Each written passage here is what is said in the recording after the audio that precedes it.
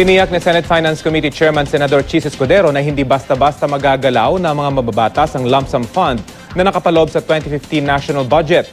Kagabi na ipasa na sa huling reading ang 2.6 trillion peso budget para sa susunod na taon. Balitang hatid ni Joseph Morong.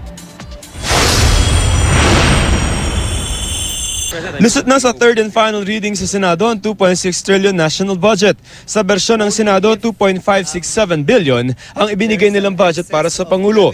11.16 billion naman para sa Kongreso, 222.6 million pesos naman para sa Vice Presidente. Sa mga departamento, ang limang may pinakamalalaking budget ay ang Department of Education, sinundan ito ng DSWD, DILG, Department of National Defense at DOTC.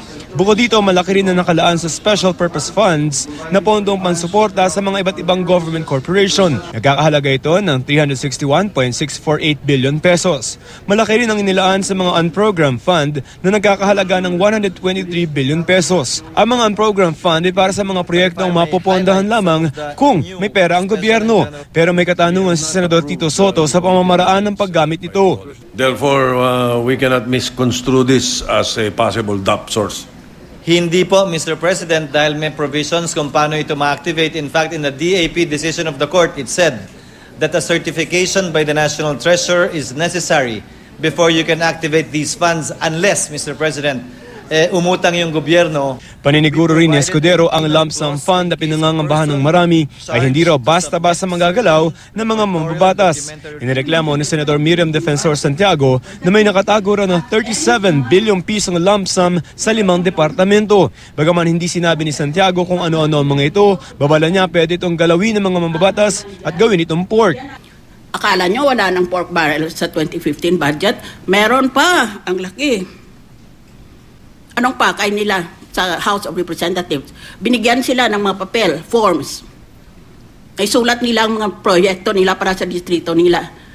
Anong ibig sabihin nun? Akala, sinabi nila sa publiko, wala ng pork barrel. Meron pala pa rin silang listahan ng ganun. Kung tutusin, ang binanggit ni Santiago na 37 billion pesos ay mas malaki sa pork barrel na tinatanggap ng mga mababatas na aabot sa 25 billion pesos bago ito dineklarang labag sa konstitusyon ng Korte Suprema. Pero malabo na raw ang lumang sistema ng pork barrel na ito, sabi ni Escudero.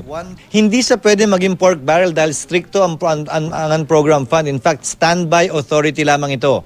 Magagamit lamang ito kapag lumampas sa revenue targets ng gobyerno yung kanilang aktual na makokolekta para sa 2015. Pero maaari pa naman daw mag-identify ng kanilang mga proyekto ang mga mababatas. Yun nga lamang, batay sa utos ng Korte Suprema, dapat magbigay ng listahan bago maipasa ang budget. Ginawa raw ito ngayon ng mga senador. Iniipon namin yung mga provisions, yung mga suggested amendments nila. Yun ang ginagawa namin ngayon. Hopefully mapasok namin before we have it approved. Balik ko yung tanong. Anong gusto nyo gawin namin? Pag may binigay na budget sa Secretary Abad, aprubahan namin, lock, stock, and barrel, wala kaming babaguhin kung ano yung sinabit nila. Yun din yung aprubahan namin na parang nagkwentuhan lang kami sa plenaryo. Joseph Morong, GMA News.